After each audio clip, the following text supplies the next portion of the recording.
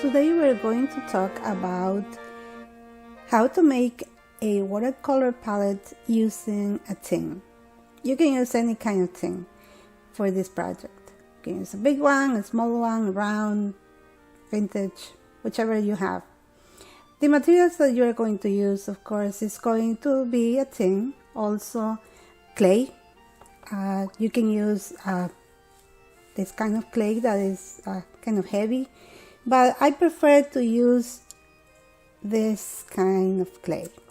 This is the Premier, and I like it because it's air dry and also it's very lightweight.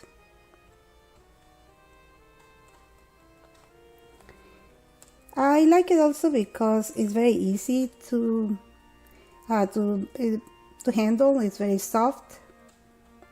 Also, we're going to need something to make holes. I am going to use test tubes, but you can use any other object that you have, like the end of this gelato or the end of a Sharpie marker.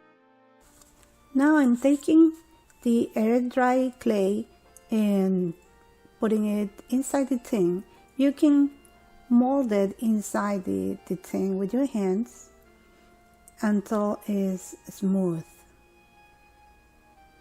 If you have any excess of clay, you can just remove it and smooth it back again.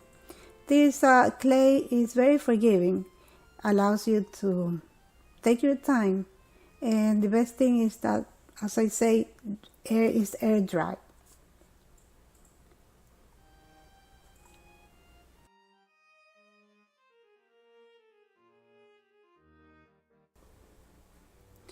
Once the clay is smooth, then we're going to start putting the test tubes or whatever object you have inside the clay, pressing it, and sometimes you have to press a little bit hard, but that's okay.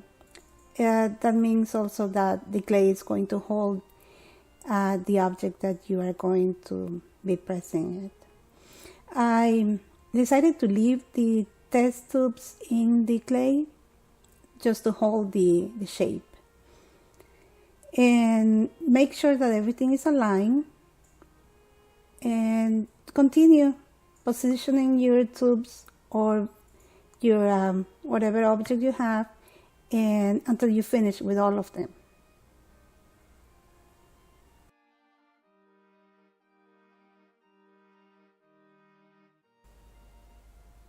As you can see, I use lots of test tubes here. Okay, now I am going to remove them.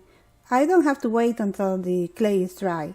I just had the tubes there to hold the shapes. Once the clay is dry, I leave it like overnight.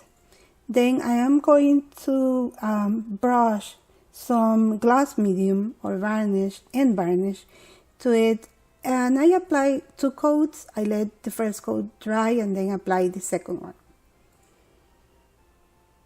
This is going to be very good for your watercolors so they don't sink in the clay.